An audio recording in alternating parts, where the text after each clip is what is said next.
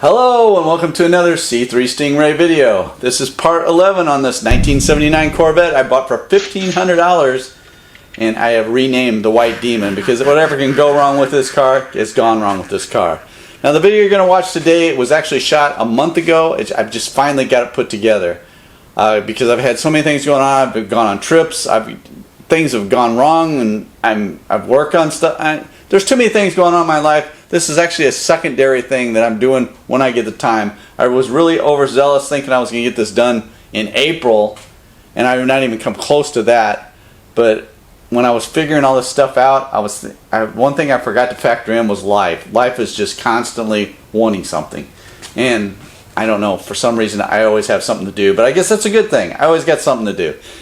As you can see, the engine's already in this car now, and the transmission none of it's hooked up yet. I still got a lot to do here, but I was missing so many parts that I actually went out and bought another 79 Corvette for a parts car because even though I have a lot of used parts, I was missing a lot of things that I needed, and I thought, what the hell, I might as well just buy another car and I'll take that apart, sell the parts, pay for that parts car, hopefully pay for a lot of this car, and everything will work out, which it does. It always works out in the end. But this whole series is dragging on way longer than I thought it would. I already have another video on brakes that's already been shot that hasn't been put together, and hopefully soon we'll have the video of this thing starting. I'm going to have a video on taking the shroud, the fan shroud, and some other parts off of that parts car. That'll probably be after the brake video, so that won't be part of this series, but it will be another video on there. So if you haven't subscribed yet to the channel, please do, and hit that like button and notification button. And I'll just quit talking. Let's just get into this video, which is putting the whole rear suspension together, putting the trailing arms on, I'm putting adjustable struts on the back, I'm putting a mono leaf spring on the back, I'm putting the rear end back on there. It's a whole thing. It's the whole rear end, and we're going to put it all together in this video. So let's watch the video. We're going to start out by rebuilding the only thing we didn't rebuild when we were working on this rear suspension, and this is this cross member and differential. There's 4 7/16 bolts that holds it to the differential, and then there's these 2 bushings we have to replace. These are the new bushings. Now I wanted to check this thing out. I mean, you can see the rust on this thing, but it was pretty much surface rust. I used a brush and really went over it, and it was coming off pretty good. It's not perfect, but it's at least not rusted through. Now we got to bend these tabs up on these bushings to get these out, and of course I use my air hammer because I use my air hammer for everything. And we just got to bend those up, and then we're going to put it in the press. I'm using one of those things for my ball joint press that I use it all the time, and I got a impact socket on top of that, and I'm putting to push that on. You can see how I have that kind of level propped up with a 2x4 there on some things to try to keep it all level. And I'm just going to crank it down. I didn't realize that I didn't have it high enough so I could push it out, so I had to get a couple 1-inch blocks there and put it under there to get it high enough where I could push it all the way down. And as you see, it comes right out after that. And I'm not going to show the other side, but I did the same thing to the other side. And here it is all painted up. I cleaned it up and painted it up. Now we're going to put these new bushings in. So it's back to the press again. And once again, I'm using a piece from that ball joint press. You just need something to put on that inner edge, but it doesn't push it all the way flat, so I'm just using these blocks that I used to push it out with. I'm using it to push it back in with to get it flush with the top. Once it's flush with the top, you got to bend those tabs over. And I'm just using some vice grips to bend them a little bit, and then I'm just taking a hammer and bending them the rest of the way down, and I did that on both sides. And that's pretty much all I did, put this back together. Before I put that differential in, I drained it, and I'm putting some 8W90 gear oil in and 2 things of that Posi-Traction additive. Some people say you only need to put 1, other people say you need to put 2. The company I got it from said I needed to put 2. I can't really remember in the past if I put 1 or 2 in them or not, but it will make a clunking sound if you don't put that in. And you gotta go out in the parking lot and do figure eights. It's a whole big ordeal, but we'll get into that later on once the car's going. I'm putting those 7/16 bolts back in, and they're at 60 foot-pounds. Now I'm gonna put this hold cross member and differential back in, and I put it on my transmission jack. I think it's easier. You could do this with a floor jack, but I think it's a lot easier with this transmission jack because it's easier to roll around. It holds it a lot, I think, more securely than a floor jack will. The floor jack, you really gotta tie it down or something to keep it from falling off. This seems to work much better. So if you do have one of these kind of transmission jacks, I tend to use this thing for a lot of stuff. So we're going to put these two bolts in. We don't have to tighten these bolts all the way down. You're actually not supposed to torque these down until you have the weight of the car on it, and this has got to do with a lot of the suspension. I know we went through that with a lot on the front suspension.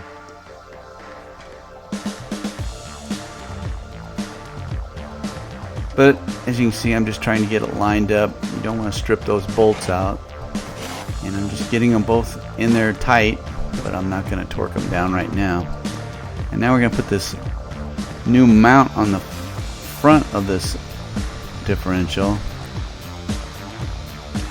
And as you can see how that goes together, it pushes through the hole, and then this snaps over that, and then I can put that piece that goes on the front of the differential on there. Just two bolts hold it to the differential, and that other bolt holds it to the frame there. These are both 5/8 and 11/16 on each end. The ones going on the differential are supposed to be torqued at 65 foot-pounds. The one going to that rubber on the front is supposed to be a 50 foot-pound.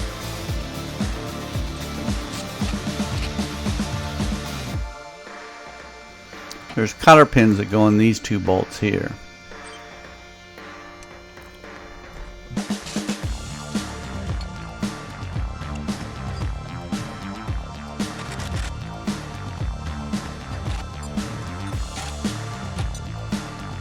Now the rear end is on. I did not torque down those two bolts. You're supposed to wait till there's weight on the weight of the car on it before you torque these two bolts down. And they're supposed to be between 55 and 65 foot-pounds. Now we're going to put this strut bracket on the bottom of the differential. As you can see, they're like angled, so you can really only put them on one way, and you know that the strut mounts are on the bottom. So it's really difficult to put this on wrong. These are 9/16, and they should be. You should put Loctite on these because they're only torqued down to 35 foot-pounds. So put some Loctite on them just to help ensure that they stay where they're supposed to be.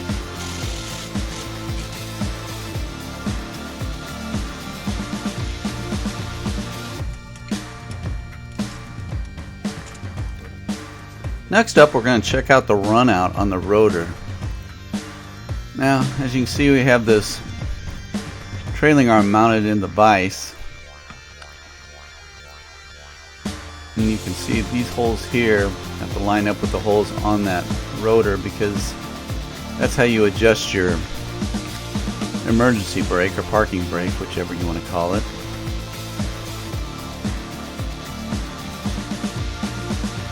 You have to have access to that to adjust it, so you want to put that on either one way or the other. There's only two ways it can go on there,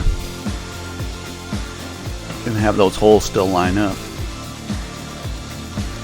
Now I've got these spacers to put on here because you want to tighten this down. You really can't tighten it down with the lug nuts because obviously the wheel would be in there normally, so you need some spacers so you can tighten this down good. Now the run out's supposed to be between 1,000ths and 8,000ths. Most people want to keep it under 3,000ths. So you have to get that dial gauge out that we used when we were doing the trailing arms. Put that on and get a nice smooth section of the rotor and spin it. And as you can see, this one's under 3,000, so it's in good shape. The other side was actually over 10,000ths, and I had to get some shims to put under that. You got to find the high side and the low side and just put shims behind the rotor until you get it leveled out where you want it. And I used these from Amazon, and they worked really well. I got it down to like 2,000ths using these, so I was pretty happy with that. Here's a piece of wood that I cut out to help hold this trailing arm when I'm trying to put it on. This isn't necessary to do, but this thing is very difficult to hold. As you can see, it just rocks back and forth. You can't hold it in place unless you're manhandling it, and I really don't feel like doing that. So I made this so it would set on there, it would rest on there, and then I take the bolt and shove it through there to hold the whole thing in place. And then I can set this on my transmission jack again, using that again, and that will hold it in place for me while I try to get this on. We'll get to that in a minute. Right now we got to figure out which shims we're going to use. And as you remember, when we took this off, we labeled what was the inner and outer shims on each side. And now I'm having to take a micrometer and pick out my new shims that match the old shims, which isn't easy because the old shims are, as you can see, are in really bad shape. So it's a little bit of guessing going on here. But after a while of checking and rechecking and checking again, I finally got myself a nice set. It's pretty accurate. It was the same width, you know, but once again, you're kind of guessing because of how bad shape those are in. All right, now we gotta get to this bolt through the trailing arm. This is always a pain in the butt. What I'm using here is a fishing line. You get a fishing line really cheap, Walmart, anywhere, or you probably have some in your garage. Just run that through. You tie it to the end of that bolt because there's a hole in the end of that bolt. You just want to make sure the knot's in front of the bolt, not, you know, alongside the bolt, because this hole is really tight and it will not go through if a knot's sitting alongside the edge of the bolt. So you want to make sure it's in front of the bolt. As you can see, I got a big gap there in front of the knot going to the bolt. Then you want to push it up in there, and I got some long pliers. These curved pliers work great. You just grab it and kind of guide it with the fishing line as you're pushing it with the pliers. I've actually done this with just the pliers and not the fishing line, but it's easier this way. And as you can see, it's started through. You can't push it through too far because you still got to put that trailing arm in. Now I'm using that little stand I have and setting it down. And as you see, it holds it really well. That's why I like making that. And now I got to run the fishing line through the trailing arm. And then we got to run it through the other hole on the other side of the car coming out where the bolt's going to come out. You see there, we're running it through there, pulling it through, and as we pull it through, we got to feed this trailing arm in. You just got to be careful not to break the line, which is easier said than done. Then once you get it there, I just keep maneuvering it while I'm pulling and try to get it to work itself through. Sometimes it'll glide right through, sometimes you gotta fight it. I had to fight this one a little bit. As you can see, I just keep jiggling it, and it eventually, the head of the bolt comes through, and that was about as far as I could get.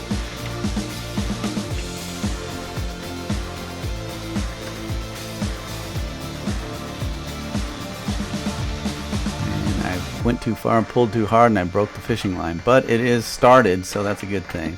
So I crawled underneath with those long nose pliers and grabbed a hold of it and just started pushing it, and as you can see, it pushed right through. So I lucked out there. I think this is the easiest way to do this. I've heard people using floss. I don't even know how you could use floss. It's hard enough using fishing line, which has, you know, a little bit of strength to it. Floss would have no strength whatsoever. And another thing you should do, which I didn't do on this, is maybe hit everything with some anti-seize, and that would help you get it through, and also help those shims from not locking up in the future if you're worried about that. Now I'm jacking this all the way up, and I'm taking a ratchet strap and I'm ratcheting it to the frame. As you can see, I ratchet there just to get it up, because that makes it a lot easier to get those shims in. It's out of your way. You can get the jack out of the way, so now you can get in there. I always put the inside ones in first because they're easier to get in with nothing in the way, and then I put the outside ones in next. These do not go in easy. You have to use a hammer or something to try and persuade them in there. I mean, occasionally, they're going to be tight, so they're never going to go in really easy.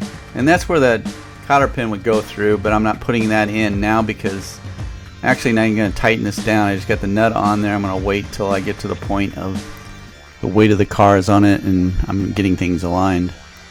As you can see, I'm putting the half shaft on now. I just put a couple bolts in to hold it on the outer, and now I'm putting those U bolts on the other side, the inside. I had to put a floor jack under there to raise it up to get it where it would line up. And those are supposed to be 15 foot-pounds. I have no idea how you would do 15 foot-pounds on these nuts on the back, so I'm just kind of guessing at it. The other side has those French clamps, or what do they call them? The French locking clamps, or whatever they call them. And I hear different torques on this. There's the clamps. And those, once you get the bolts down, you fold those over to keep it in place. I've heard 30 foot-pounds, I've heard 50 foot-pounds, I've heard 75 foot-pounds. I'm really not positive on what that's supposed to be, so I'll let everybody determine what they want. I believe it's 75 foot-pounds, but that seems really tight. As you can see, I've replaced the original struts with these adjustable struts that I bought on eBay. It cost like $100 with tax and everything. So this replaces those bolts that adjust the camber on the strut. And as you can see, there's like square pieces that fit in there where those other bolts would fit, and it's a straight bolt. But I like this better because now I can adjust it really easily just by twisting the strut. I'm putting in the strut shock mount now, which can only go on there one way. It's got like a flat side that slides in there, and then that nut that goes on. That's a 15/16, so it's 75 foot-pounds, but once again, I'm not going to do that until I get the weight on it. But I am doing the shock bolts. And the shocks are, the bottom one's 3/4 inch, and it's a 40 foot-pounds, and the top one's a 5/8 with 11/16 on the back, with the top shock is 60 foot-pounds. Now we're going to put that new brake line in. I have to take that clip and hold that in place. And we'll be screwing a new brake line into that. And as you can see under here, you can see that's where you adjust the parking brake.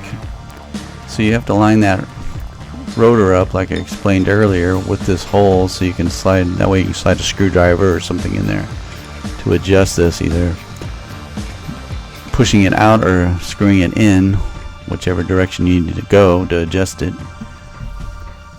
So those are the two holes there that line up with those holes for that parking brake adjustment. I'm putting the spacers on again and tightening this down to hold it in place so I can adjust this out. You just want to adjust it. It's really hard to explain where to adjust it to. You want it to adjust it to where it's just slightly dragging. And just keep doing this until I get a slight drag on there, and then it's just kind of by feel.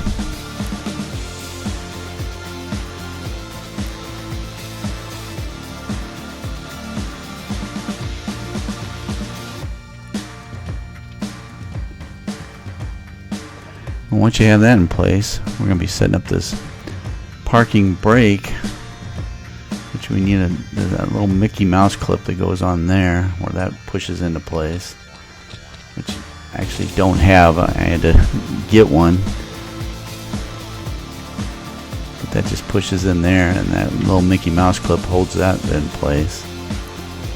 I was missing that little Mickey Mouse clip. I had to get one, so I'm showing you here that clip goes there, and then there's a little plastic piece that fits in this other groove where the cable should rest right there. Plastic piece fits in there, and the cable rests in there, and then that spring and everything gets pushed between that and where this clamps in, which that just pushes in. Okay, there it is with the Mickey Mouse clip, and there's that little piece I was talking about, and it all pushes in. I'm sorry I didn't get a good video of this being put in there, but I just take needle nose vice grips and grab it and push it right in. It's not too difficult to get in. Now we need to put the new brake shoes on and put this caliper on. And I have a little block of wood that I've made that's the exact size of a rotor that I can push in between these brake pads and hold them out, and that way when I put it on, all I gotta do is just slide it on, and it pushes the wood out, and it goes right on every time. It makes it so much easier. See, that would just push right on. You don't have to fight it then. Now I just have to put in those two 5/8 inch bolts in the back and torque those down to 70 foot-pounds, and we'll have the caliper on. And we got to put that new metal brake line coming from the caliper over to that rubber hose that goes into the main line. I didn't show putting that rubber hose on, but I think this is all pretty self-explanatory. Just be careful putting these lines on because it's really easy to cross-thread brake lines. And so you just got to kind of hand tighten it until you can, then finish tightening it with a wrench. Now I have this VBP mono spring, fiberglass mono spring that I took off of another 79 a long time ago, and I saved it. Unfortunately, the rubber on it in the center was all rotted, and I had to replace that. As you can see, I had to get it from Van Steel. It cost me, with shipping and everything, it was like almost 90 bucks. And the tax and shipping, which seems ridiculous, but I really wanted to use this spring because I had a 78 with the mono spring on it. It rode so much nicer. And plus the spring that I took off this was in pretty bad shape, and I didn't want to put it back on. And I'm using the original plate, and it's just the 4 bolts, and as you saw on that new pad, that you're supposed to torque it down to 40 foot-pounds and then re-torque it after so many miles to 50 foot-pounds.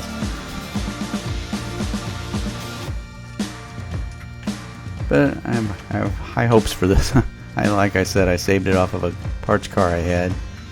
It's been sitting around for a long time, so hopefully this works out. And the big problem is I had the long bolts. I had bolts to lower the car that I had bought because I thought originally I was going to use the original spring, and those bolts are too long. I had to get some new bolts. They're actually the original size bolts to put on this because the other ones were too long to use with this spring. Now there's one original bolt that I had to order a couple. This is the bolt that I would have used if I had used the original spring because it would have lowered the car some. And I do sell those on my website at c3stingray.com if you're wanting to lower your car, but it won't work with these mono springs. They're too long. So I'm going to have to get a couple of shorter bolts like this. This is one I just had lying around, but I'm going to have to get another one. And I'm going to replace both of these bolts because I only have one in here right now. As I said, I shot this video some time ago. There's the new bumpers I put in, but I also got the other bolt in. You don't see it in this video, but I got 2 new bolts, the right size, and put in the mono spring. So the whole rear suspension is done. It is all together. So everything's good. Well, hopefully you enjoyed this C3 Stingray video. There was a lot of stuff going on in this one. If you've ever done this before, I mean, putting it together, to me, putting it together is way easier than taking it apart was. But it still was a pain. Getting that bolt in that trailing arm is probably the biggest ordeal, but I think the fishing line thing helps out, speed it up a lot. You have to let me know in the comments what you think or what works better for you. Also, that piece I made for the trailing arm to hold it in place, that piece out of wood, I mean, anybody could make that. I just wanted something to hold it in place so it's easier because it's hard to handle that thing. If you're setting it on something, it never wants to set still, and this just helps hold it in place when you're trying to put that bolt in. Also, that other piece where I made to put in between the brake shoes, I mean, it's just a piece of wood that's perfectly the right distance, but I'm actually thinking of producing those and selling them because it's a really handy thing to have. You stick it in there and just slip it right over the rotor, and it's really easy. Get the brake caliper on really quick and easy, not have to fight battle with that. Anything I can do to help things not be a battle is what my goal in life. But anyway, it's together, and I'm pretty happy with that suspension rebuild. And now we're going to be moving towards the engine. The next video will be brakes, hooking up the brake lines. I've had to put more brake lines on, and I actually had to replace that power booster, which will be in that video also. And after that, I think I'm going to be doing a removal of the fan shroud and some other parts off that parts car, and then after that will hopefully be the starting of this engine and starting to see if this car actually moves. And there'll also be an alignment video coming up. There's also all kinds of stuff coming up, so make sure you subscribe to the channel, that like button, the notification button. And if you need new or used C3, C4, C5 Corvette parts, go to my website at c3stingray.com, and that is all. See you on the road.